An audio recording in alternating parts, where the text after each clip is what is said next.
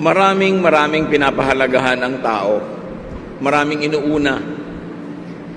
Many priorities occupy front seats in our lives. At meron tayong nalilimutan at yung kuminsan ay ating dapat alalahanin, happiness naman. Yan ang pamagat ng ating pag-aaral. Make room for happiness in spite of your many prerogatives and priorities. Salamat Panginoon dahil kami ay mahal nyo at gusto nyo kaming maging masaya. We thank you, Father, that you are concerned about us and you want us to be happy, to be fulfilled, to have a fruitful, meaningful life. At sa pag-aaral namin ng iyong kalooban, Panginoon, pagkalooban nyo kami ng karunungan kayo maunawa, masundan, at ng aming makamit ang plano nyo para sa amin. We ask you to teach us. Hold us by the hand and guide us through life. At ngayon, Panginoon, nang hinalangin namin, kayo po ang maging tagapagsalita, kayo ang mangaral, gamitin nyo lang ang inyong lingkod, ngunit tinig nyo ang nais naming marinig at sundin. Bless your people, lift up your holy name, and we praise and thank you in the name of your Son, Jesus. Amen. People expend their energies, their time, their lives on many issues like survival. Inuubos at ginugugol ng tao ang kanyang lakas para lang mabuhay. Trying to live, maghanap buhay, o kaya people expend their lives on duty. Mga I must, mga kailangan kong gawin kahit hindi ko gusto, hindi masarap sa akin, pero dapat.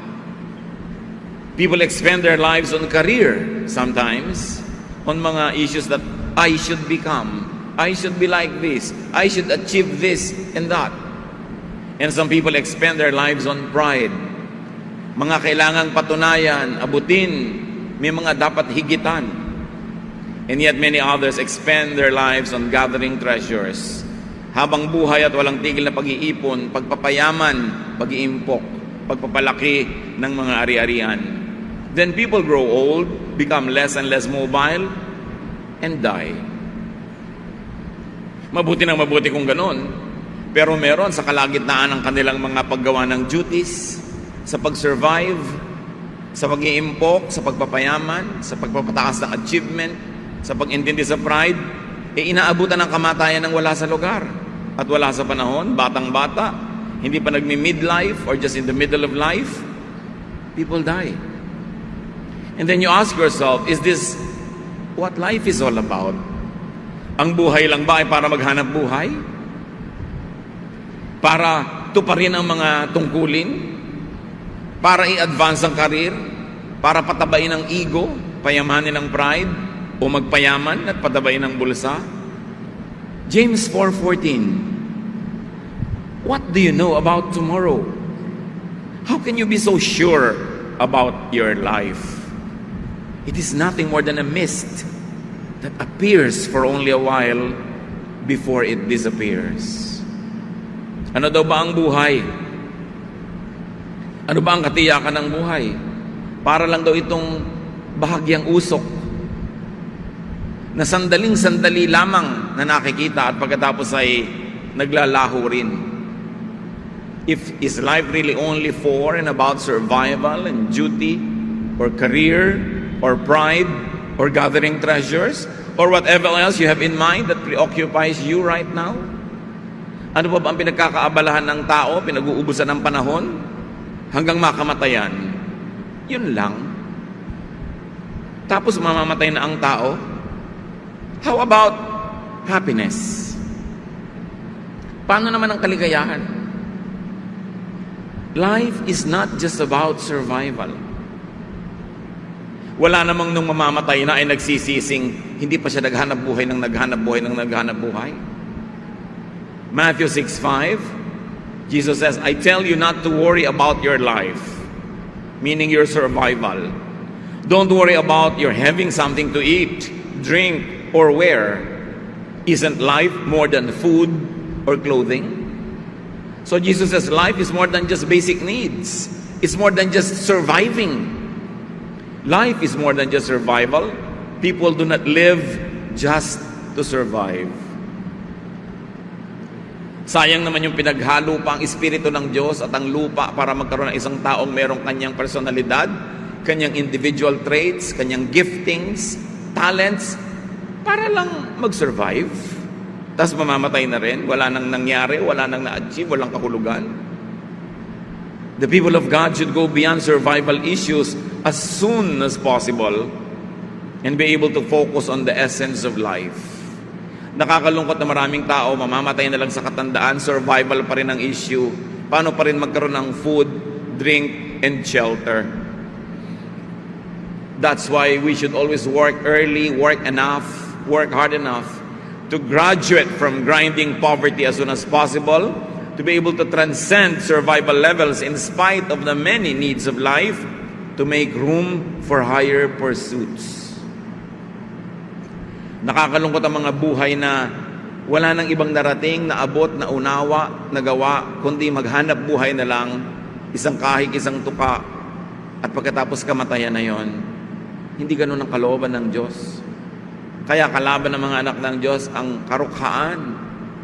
Dapat mapagtagumpayan, malampasan sa pamamagitan ng pagsisikap, pananalangin sa Panginoon, at pagtuklas sa mga ibinigay niya sa ating mga likas na talino at kalakasan upang ito'y magamit para tayo makapaghanap buhay, malampasan ang basic needs at makagraduate sa mas matataas na kahulugan ng buhay. Life is not just about duty. Wala namang mamamatay na at naghihingalo, nagsisising, hindi pa siya tumanggap ng mas maraming responsibilidad, mas maraming duty sa buhay. Matthew 8:21-22 about a man who was so concerned with duty. Another disciple said to Jesus, "Lord, let me wait till I bury my father." Jesus answered, "Come with me and let the dead bury their dead." This is a very, very clear importance that Jesus attached to your freedom from responsibility. Para sa atin, lalo yung tayong mga taga-silangan tulad ng mga Israelites, napakahalaga na mailibing natin ang magulang natin, mailibing natin ang mga mahal natin sa buhay, na isang sagisag ng mga tungkulin, pananagutan sa kapwa, pag-aalaga, pagtingin sa ikabubuti ng mga mahal natin sa buhay. Pero sa kabila nun, sinabi ng Panginoon, nung may niyayaya siyang sumama sa kanya, at sabi, "Saka na po ililibing ko pa ang tatay ko eh." Sabi, hayaan mo na yung mga patay ang maglibing sa patay, ang aasikasuhin natin ay ang mga buhay, sumama ka na sa akin, ngayon na. Hindi naman siya tinuruan na maging walang utang na loob sa magulang o maging walang kwentang tao, pero ipinapakita ni Jesus, hindi ka lang nabubuhay para sa ganyan mga domestic duties. Hindi ba napakarami mga tao hindi na nakagraduate sa domestic duties? Nag-alaga na ng anak, pagkatapos mag-aalaga pa ng apo hanggang kamatayan na, hindi na lumaya kahit kailan. Kaya napakahirap ng mga anak na hindi nagpapakatino. Maaaksidente ka, makukulong ka, o magkakaroon ka ng permanente kapansanan dahil sa kapabayaan. Tapos ang magulang mo hindi nag-graduate ng pag-aalaga sa'yo, hanggang pagtanda mo, alagain ka pa rin. Kailan pa sila makakagawa na ibang bagay? Kaya sabi ni Lord, dapat lumampas ka sa mga ganyang tungkulin. May iba pang dahilan kung bakit ka nabubuhay. Hindi naman ibig sabing talikuran natin ating mga tungkulin, pero gawin na agad, tapusin na, at turuan ang lahat ng kasama natin na maging responsable din para hindi ka naman laging ikaw na lang ng ikaw nakatali sa duty na wala ka nang magawa na iba pa. People should be able to do their duties, then go beyond just doing their duties, to graduate from duties to higher meanings of life. People should be able to focus most of their lives on what is truly meaningful to them. Hindi yung what is meaningful to their community, to their family, to their loved one, na natali na lang sila doon, na parang wala silang sariling buhay, sariling espiritu, at sariling pagtawag ng Panginoon sa kanila. Meaning not to others, but meaning, and not to people's expectations and impositions, but to be able to attach meaning to your life according to what life means to you. What is important to you after you have done your duties to others. So be free from duties, from so many commitments and so many entanglements, as much as and as soon as possible. Do your duty, then move on. Hindi yung mga anak na naging duty na nila na mag-alaga ng magulang, ng kapatid, mamaya pamangkin naman, mamaya mga apo naman ng nanay nila, hindi na sila gagraduate para makamove on naman sa ibang bagay. Do your duty, pay your dues, but don't get stuck with duties, because God wants you to do many other things, especially things that are meaningful to you, because God loves you, and it is important to God what means a lot to you. Pati ang Biblia, marami pong itinuturo ng pagpapalaya sa sarili, kahit pa nga doon sa mga legally bound. Sabi, kailangan makawala ka kung bigla ka natauhan na natali ka pala ng sobra. Proverbs 6:1-5, My child, suppose you agree to pay the debt of someone who cannot pay alone. Then you are trapped by your own words, and you are now in the power of someone else. Here is what you should do. Go and beg for permission to call off the agreement. Do this before you fall asleep or even get sleepy. Save yourself just as a deer or a bird tries to escape from a hunter. Kung bigla ka nagkamali, pumirma ka ng kasulatan, nag-commit ka na mag-guarantee ng utang na may utang, tapos hindi siya makabayad, na-realize mong, di ikaw ngayon na magbabayad. Ikaw ang matatali, ikaw ang mahihirapan. Sabi, kumawala ka sa usapan na yan. In the first place, hindi ka dapat sumuot at sumuong sa kanya mga responsibilidad na hindi mo naman kailangan gawin. Call off the agreement is what the Bible says. Save yourself. Escape. Tulad nung kung paano gustong tumakas sa mga ibon na nahuhuli ng mga bitag, kung paano gustong tumakas sa mga usa na nahuhuli ng mga traps, magpumiglas ka, huwag ka magpahinga, magmadali ka, set yourself free. Huwag kang pupunta sa mga commitment na hindi ka tiyak. Kaya nga yung mga lagi nagtatanong sa akin, nakatakda na po ako ikasal pero may duda ako, ano po kaya ang gagawin ko? Call it off! Nakakahiya po, nag-usap na ang mga pamilya, nakakahiya, may ganito na. Mahihiya ka na ngayon kaysa mahihiya ka next month, maghihiwalay din kayo, kahihiyan din yun. Dahil kung talagang kayot kayo, lumipas man ang linggo o buwan, kayot kayo pa rin yun, magkakabalikan kayo. Paano kung nagpakasal ka agad, hindi ka tiyak? Tapos yung pala, hindi naman siya ang para sa'yo. Hindi ikaw ang para sa kanya. And to make it worse, may iba kang natagpuang siya palang bagay sa'yo. Paano? Committed ka na? Kaya hindi ka agad-agad nagko-commit, lalo yung mga pakasal-kasal na yan, dahil lang kahiyaan. Nagkamali po kami, may nangyari na. Nagkamali na pala kayo, dadagdagan nyo ng pangalawang pagkakamali, magpapakasal kayo nang hindi kayo handa. May magiging pangatlong pagkakamali yan, maghihiwalay naman kayo ngayon. Bakit dadagdagan mo at pahihirapan mo ang tali sa buhay? Life is not just about commitments and duties. Life is not just about career. Merong hindi na matapos-tapos sa pakikipagpaligsahan, pakikipag-contest. Na-prove na ang lang dapat ng i-prove, na panalunan na ang dapat ng panalunan, nakuha na ang lahat ng dapat kuhaning tagumpay, ayaw pa rin tumigil. Wala namang nung mamamatay at naghihingalo, nagsisi na hindi pa siya nagdagdag ng karir, nagdagdag ng award, nagdagdag ng ganito at ganong karangalan sa kanyang buhay. Ecclesiastes 4:4, Then I realized that we work and do wonderful things just because we are jealous of others. This makes no more sense than chasing the wind. Sabi niya, alam niyo na pag-isip-isip ko, ang daming ginagawa ng tao na kaya ka lang talagang nagpapakahusay, nagpapakagaling, meron ka lang gustong talunin. Nagpapaka-first honor ka, hindi dahil talagang uhaw na uhaw ka sa karunungan at gustong-gusto mong matuto. Gusto mo lang mas mataas ang grade mo kaysa doon sa katabi mo.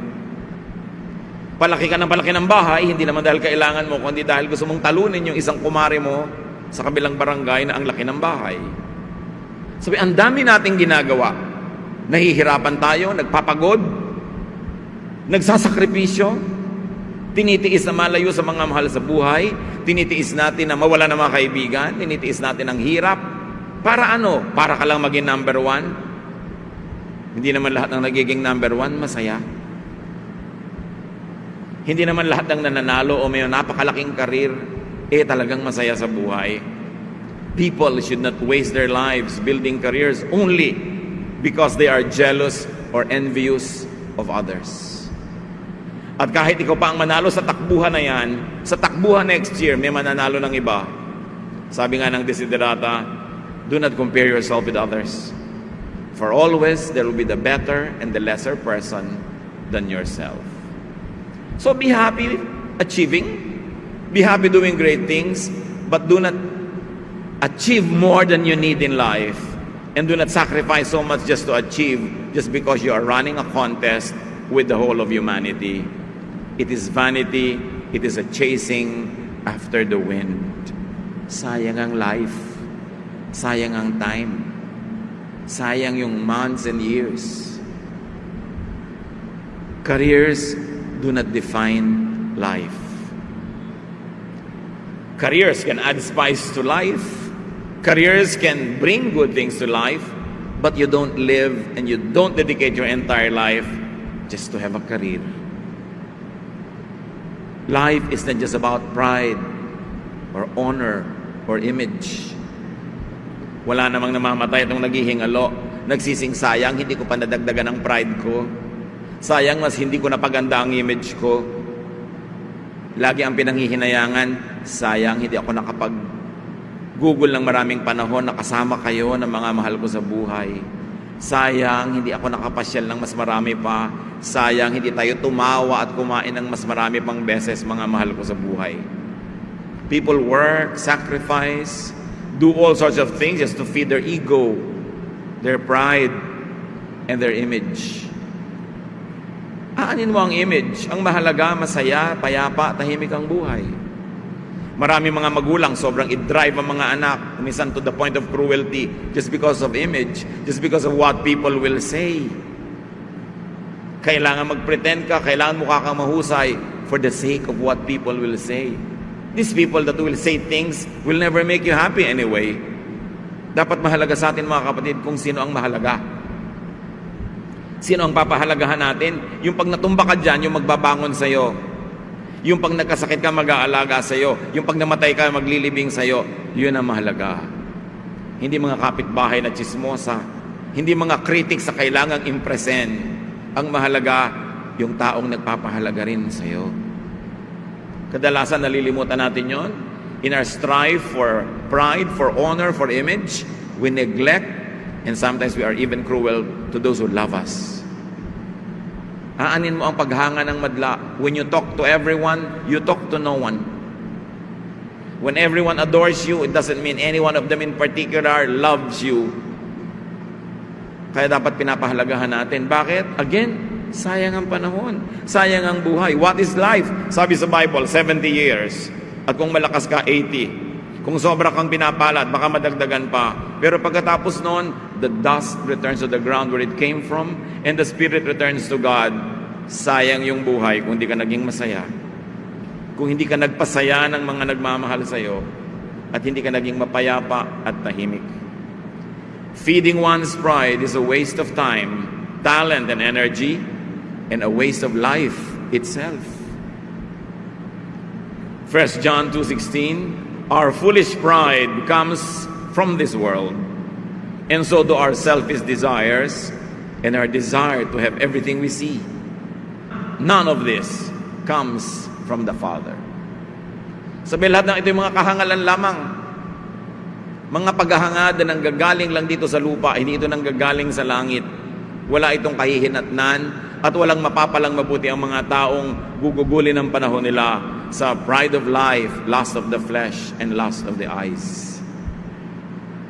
Life is not just about gathering treasures. Up to a point, it is important to have treasure. Pero dapat alam natin kung hanggang saan lang ang necessary, because every treasure we add to our lives, sometimes ang mahal ng bayad. We pay with time, we pay with talent, we pay with other treasures, and most of the time we pay with relationships. Na sa pagpapayaman, kumisan ang nasa-sacrifice, aking pakikipagmabutihan sa kapwa. Sabi ng Panginoong Jesus sa Matthew 6:19, don't store up treasures on earth.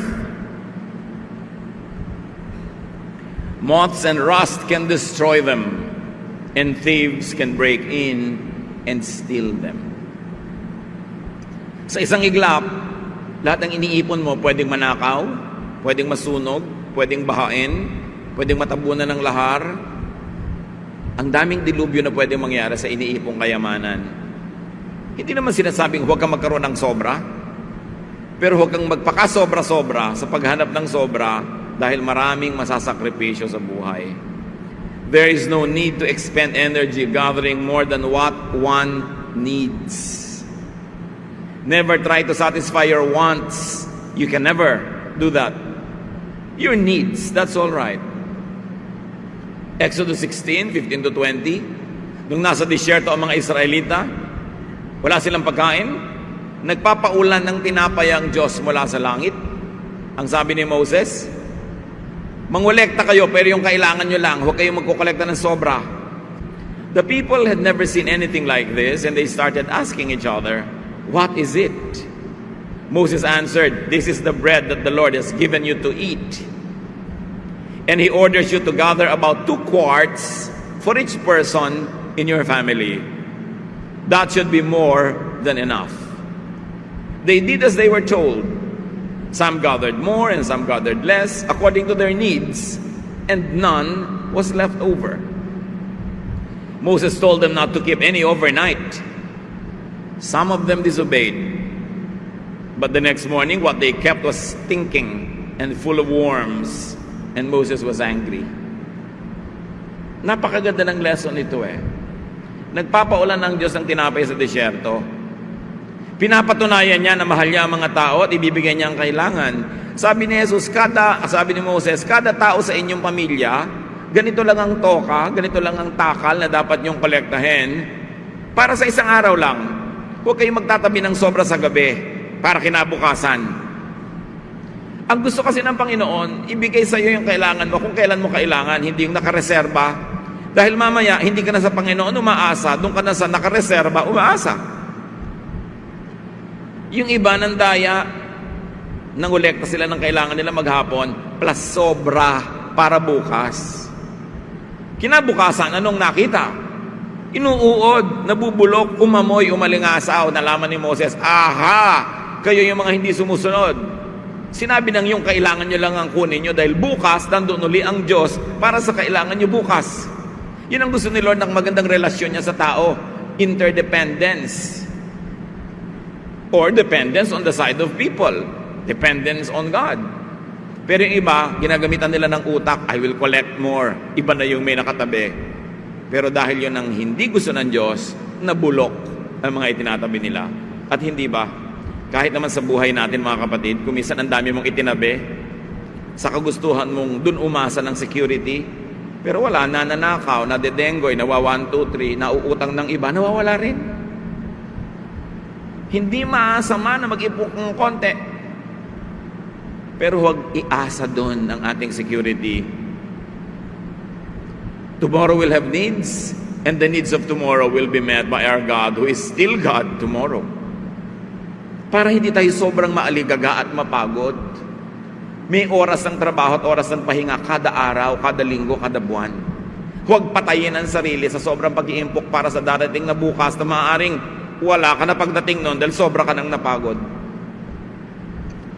Sa Luke 12, 15 to 21, sabi ng Panginoon, then He said to the crowd, don't be greedy. Owning a lot of things won't make your life safe. So Jesus told them this story. A rich man's farm produced a big crop. And he said to himself, what can I do? I don't have a place large enough to store everything. Later he said, now I know what I'll do. I'll tear down my barns and build bigger ones where I can store all my grain and other goods. Then I'll say to myself, you have stored up enough good things to last for years to come. Live it up, eat, drink, and enjoy yourself. But God said to him, you fool, tonight you will die. Then who will get what you have stored up? This is what happens to people who store up everything for themselves but are poor in the sight of God. Don't get the lesson wrong. Hindi masama mag-ipon, maglagay ng mga bangan, ng mga storage, pero not at the expense of your spiritual and emotional wealth. Kaya yung tao dito sa kwento, sobrang nag-ipon, nagpalaki ng mga taguan, at sabi niya, wow, makakarelax ako buong buhay, ang dami ko nang may enjoy na nakatago. Sabi ng Panginoon, you're a fool, because today you will die, tomorrow you will not be around to enjoy what you have worked for. Sobrang inubos mo ang oras mo sa pagtatrabaho, pagpapalaki ng mga taguan mo ng kayamanan, napagod ka ng napagod, pero hindi mo na ma-enjoy ang bunga nun kasi bukas patay ka na. At ito daw ang paningin ng Panginoon sa mga taong walang ginawa kundi pag-ipunan ng tungkol sa kanilang sarili, pero ang totoo nun, sa tingin ng Diyos, napakahirap nila, napakamaralita nila, kahit marami silang material wealth. Poor in the sight of God could mean sinful, unspiritual, but it could also mean deprived of peace, deprived of rest, pleasure, and happiness, which is what Jesus wants for us. Sabi niya, come to me all of you who are tired and heavy laden, I'll give you rest. I'll give you what you need. I'll give you peace. And Solomon, in all his wisdom, says, it's very, very important to enjoy life, to have pleasure, to enjoy life with the ones that you love. And people who don't enjoy life with the ones that they love, people who don't have peace, people who don't have comfort, rest, because they are killing themselves, trying to do their duties, to survive, trying to make wealth, trying to expand their horizons, trying to fill their ego with achievements. Ang tingin ng Panginoon sa mga taong ito, mahirap. Kasi yung tunay na kayamanan na gusto ipagkaloob ng Panginoon, kapayapaan, katahimikan, kasiyahan, kaligayahan, wala sa kanila. So mahirap sila. Kahit mayaman sa material things. Ngayon, kung mayaman ka na sa material things, mayaman ka pa sa spiritual things dahil marunong ka magpahinga, marunong ka magbigay sa kapwa, hindi ka gahaman, hindi ka sobrang umaasa lang sa iyong kayamanan, di mayaman ka both sides of the fence. And this is possible. God can bless you both ways. Just don't be blinded by fear of hunger, by fear of abandonment, because God never leaves us nor forsakes us. Because God is here today, and He's the same yesterday, today, and tomorrow.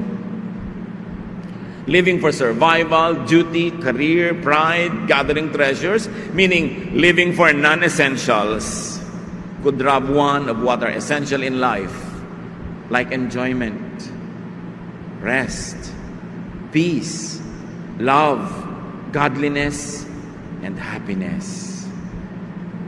The wisest man that walked the face of the earth, definitely the biggest giant in terms of wisdom in the Old Testament, Solomon says, this is what life is all about. Be happy and enjoy it.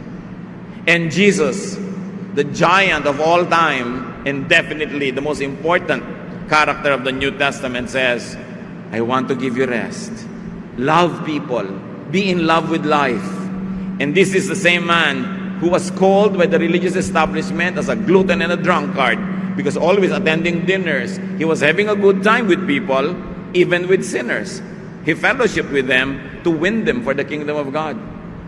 And these are the two great examples of the Old and the New Testament that believers must make their models. Not hermits, not people who always teach us na huwag kumain, magtiis, magdusa, magsakripisyo, magtrabaho to death. These are not the models. Jesus, the perfect example, was a man who had a balanced life. He knew how to be with people, how to enjoy with people, and the people around him obviously enjoyed him too. Kaya sila ay palagay ang loob sa kanila. Then what life is for? Live to do God's will. Live to enjoy. Live to be happy. Yun ang mayaman sa tingin ng Diyos. Kahit gaano karami ang pera mo sa bulsa, mabuti kung marami, pero kahit konti o kahit wala, if you are living doing God's will and enjoying life, whatever God gives you, you have contentment and you know how to make much of little, and you live to be happy, you make people around you happy, and you are happy yourself, you are rich. Because God wants you happy.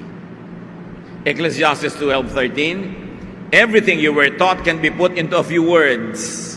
Respect and obey God. This is what life is all about. Now, magkalinawan tayo. Ano bang ibig sabihin ng respect and obey God? Magpenitensya, magtiis, mag-ayuno araw-araw, say no to everything that you want to do, and say yes to everything that is sacrificial and hard and difficult? I don't think so. Because Jesus says in John 10:10, I came so that you might have life and have it abundantly, so that you will have it to the full. In other words, that the will of God through Jesus is that we have a full, abundant life. Sobra kasing nag-glorify sa relihiyon yung laging nagpa-fast, yung laging nagtitiis, laging saying no to physical needs and physical wants. Samantalang Diyos din naman ang nag-design ng ating katawan at siya din ang nag-design ng ating mga needs. So bakit lagi mong sasabihin ng no? Diyos ang nag-design nun. So respect and obedience to God means respecting what is natural in you, what is true in you, and giving your body what it needs and wants, so long as you don't steal it from others. And so long as you don't sell your soul to the devil just to have what you want. But to keep on denying yourself, hurting yourself, is really the opposite of respecting God who wants you to be happy. Respect ba sa God yung lagi kang hirap na hirap kahit sinasabi mo pa na sa ministry? Jesus says, come to me and I'll give you rest. My yoke is easy, my burden is light. Ganon tayo kamahal ng Diyos, pati ang pagpapahinga, iniutos niya as one of the 10 commandments para matiyak niya na magpapahinga ang mga tao. Respect for God means resting in the right time. Pero syempre, hindi naman araw-araw rest. 6 days of labor must be broken by a day of rest. God is very good. God is very kind. We've got to get reacquainted with God and His true intention for people. Respect in God's design by being relaxed and rested and at peace. By being happy. Huwag nating masamain ang kasiyahan kasi hindi sadista ang Diyos. Gusto niya tayong masaya. Kaya si Solomon, na pinagkalooban ng pinakamataas na uri ng karunungan, ano ang kanyang centerpiece teaching? Ecclesiastes 8:15. So I think we should get as much out of life as we possibly can. There is nothing better than to enjoy our food and drink and to have a good time. Then we can make it through this troublesome life that God has given us here on earth. Sabi niya, oo, alam naman nating lahat, maraming hirap ang buhay, maraming sakit. May mga mahal ka sa buhay na may sakit, na mamatay, hindi matutupad lahat ng pangarap. So ano na lang ang comfort nating mga tao? Let's make do with what is available. Let us enjoy the food and the drink that God gives us. Let's have a good time, because that's how we are fortified and strengthened to face many dark days. Ecclesiastes 7:14, when times are good, you should be cheerful. And when times are bad, think what it means. God makes them both to keep us from knowing what will happen next. So basta may pagkakataong sumaya, magsaya, huwag sayangin ang pagkakataon. Pagkakataon ng sumaya, may naglilibre, kain. May naghahanda, pumunta ka, mag-enjoy ka. Kasi may mamamatayan din. Pupunta ka rin, mag-aabuloy ka, malulungkot ka, makikipaglibing ka rin. Kaya marambuti na yung maraming baon na kaligayahan sa buhay para may nawi-withdraw ka na happiness in times of sadness, at ang balance mo pa rin dapat, kahit maraming nawi-withdraw, happiness pa rin. Mag-ipon ka ng maraming happiness sa puso. Create good times so you would be happy. Laging mag-imbento ng kasiyahan, basta hindi masama. Hindi nakakasama sa kapwa at sa'yo. Laging pasayahin ang sarili. Do not create bad times. Do not intentionally do things that make you sad. Ang dami niyan. Sa airport, iiyak ka ng mga mahal sa buhay kasi hiwalay yan. Magkakahiwa-hiwalay. Tapos tatanungin mo, sino bang namuwersa sa inyo na mag-abroad? Wala po. Pero meron kaming ambisyon. We need a house. Meron kaming mga plano. Kailangan namin ito.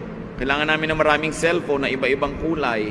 Meron kaming balak. In other words, mapupunta ka dun sa survival, duty, pride, achievement, career. Pero hindi naman talaga sila pinipilit ng Diyos maghiwalay, pero talagang iiyakan ko, takot-takot. Bakit yung ginagawa yan? Malungkot pala kayo. Kailangan po. Gaano katagal yung kailangan? Hanggang ilang taon yan abroad? Hanggang May po. Hanggang May langis. Walang uwian hanggang may langis sa Arabia. Eh di nalungkot ka. Ang tagal-tagal nun. O dumadami yung pera mo, nagkakabahay kayo, pero masaya ba kayo? Tapos uuwi na lang siya kung minsan, nakakahuna, patay na. O uuwi siya, libing na ng mahal sa buhay. Ganun ba yun? Alam natin, meron tayong economic realities. Pero timbangin mo, kapatid, kung sulit yung ibinabayad mong lungkot sa napapala mo para doon sa mga pinag-usapan natin, pinag-uubusan natin ng panahon. Yung mga paghihiwalay at paglalayo na hindi naman kailangan, di self-inflicted na sadness. Kung minsan hindi lang sadness dahil mamaya nararahuyo, na-attract sa iba pag matagal nang wala. Bitterness naman, anger, acrimonious separation, nasisirang mga pamilya. Isipin kung sulit. Paggawa ng mali, pagsira sa sarili, sobrang bisyo, pagpapatalo ng mga kinikita sa mga pagsusugal. Sasaya ka ba sa ending niyan? Ang daming bayad niyan. Siyempre, pag nagbabayad tayo, marunong ka dapat debit, credit. Sulit ba? Ano yung mga naging credit sa buhay ko nito? Kailangan iniisip. Ang mahalaga, masaya. Some basic needs have to be met, and beyond that, you should prioritize being happy. Lagi mong itatanong, kapatid, nakakapagpasaya ba yan? Sabi ng asawa mo, yung manugang mo, kailangan nating kontrolin, ganyan-ganyan, ganyan-ganyan. Pero ang itatanong mo, nakakapagpasaya ba yan? Gagawin mo na yan, my wife, sa ating manugang. Sabi ng wife sa anak, sa kanyang asawa, huwag na tayong pumunta sa birthday ng nanay mo. Ang nanay mo nakakainis, bla bla bla. Pero ang tanong, nakakapagpasaya ba yung gusto mo? O malalayo ang loob mo sa magulang ko, mahahati ako, mag-aaway-away tayo. Nakakapagpasaya ba yan? Pati sa mga ginagawa natin sa buhay, gusto natin napaka-engranding debut. Ang itatanong nyo, sasaya ba tayo o may stress? Magkakanda utang-utang tayo para maghanda ng kutakot-takot. Nakakasaya ba talaga yan in the long run? Kasi dapat nakakasaya. Huwag tayong umimbento ng mga activities na nakakapagpalungkot. Like, nag-away kayo, binabati ka na, ayaw mo pa. Nakakapagpasaya ba yan? Ba't di ka na lang makipagkasundo na para sumaya na kayo? Ay, ayoko pa. Di huwag ka na makipagkasundo buong buhay. Hindi naman, makikipagkasundo rin ako next month. Ba't tatagalan mo pa? Di ngayon na. Para sumaya na kayo. Bakit tayo gumagawa ng lungkot?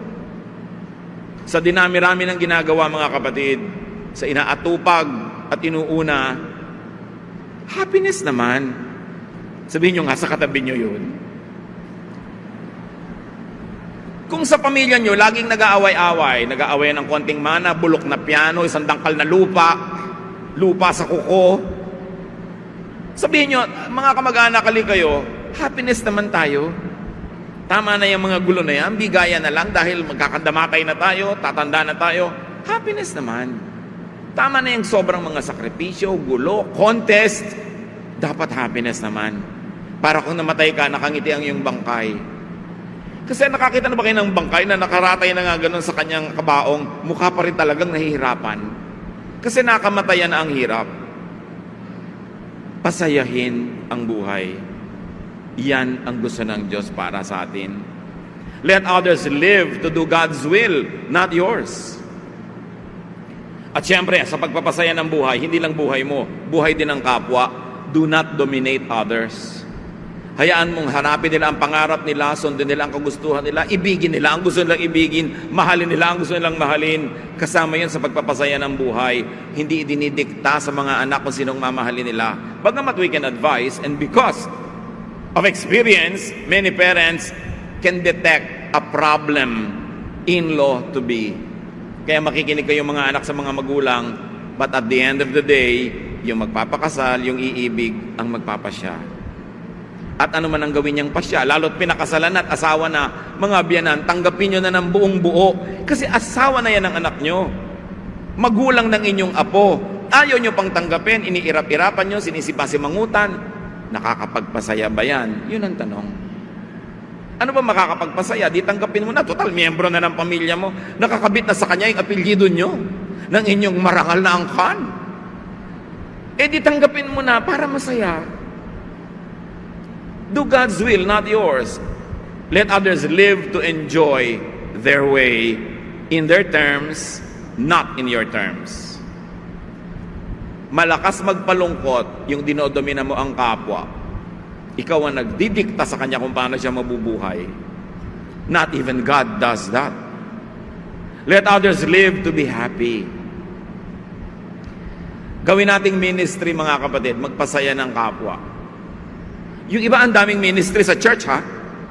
Makuba-kuba na sa ministry. Wala nang oras sa sarili at sa pamilya sa ministry. Pero wala namang napapasaya. Yung iba nga ang ministry pa, mamintas. Mang chismis, mang judge. Look, magpasaya tayo ng kapwa. Ang magandang mission yon. Kahit wala kang doktrina, kahit wala kang official title, pag nagpapasaya ka ng kapwa, ang tingin sa iyo ng Diyos, ang galing-galing na worker, ang yaman-yaman, ang buti-buti. Kasi ang ministry ni Jesus, magpasaya ng tao. Tumanggap ng tao, magmahal sa tao. Set people free, especially if you have the power over them. Power is given by God. Use power to act like God, and God loves. God sets free. God nourishes. Kung tayo nakakahiram ng kapangyarihan, ano man yon, gamitin natin para magpasaya, hindi para magpalungkot. Gamitin natin para magbigay, hindi para magnakaw sa kapwa. Gamitin natin to make the world a better place. And always ask the question, pampasaya ba yan?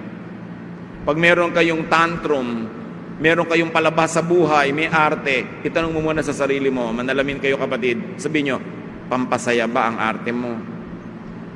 Kung hindi, tigilan. Sayang ang buhay. Sayang ang taon, ang buwan, ang linggo, ang araw, ang oras. Kung lungkot, imbes saya ang ating kapiling. Sa mga puro na lang survival, duty, career, pride, gathering of treasures, happiness naman. Life is short. Happiness for you and your loved ones, and very especially, happiness for those who love you. Pasayahin natin yung mga nagmamahal sa atin. Huwag natin silang laging punuin ng worry, pag-aalala. Patahimikin natin ang loob nila. Mga anak, kung gusto ng mga magulang yung umuwi kayo ng maaga para mapayapa ang loob nila, pasayahin nyo sila. Huwag nyo papag-alalahanin. Be responsible parents para ang mga anak hindi natatakot, na-insecure about their future. Alam nyo, yung nagtatalo at nag-aaway ang mag-asawa, na-insecure ang mga anak, baka maghiwalay sila, paano kami? Be kind to those who are around you. Why do things that prevent happiness? This is the greatest deception of the devil. When you are induced to do things that make you and other people unhappy, this is not the work of God. This is the deception of the evil one. Why do things that cause unhappiness? Ama namin, salamat sapagkat kayo'y mahal namin at mahal nyo kami. Salamat dahil gusto nyo kami maging maligaya sa buhay. Ipamukha nyo sa amin kung anong mga pagkukulang namin na lumilikha ng lungkot sa aming sarili at sa kapwa. Turuan nyo kami maging responsible para sa aming sarili, para rin sa iba, para mas maraming sumaya, mas madalas, mas tumagal ang kasiyahan, at maharap namin ang lahat ng hamon ng buhay na cheerful, empowered by you and by your love. And Lord, as we make others happy, as we make ourselves happy in good ways, may we glorify you and may we give you delight.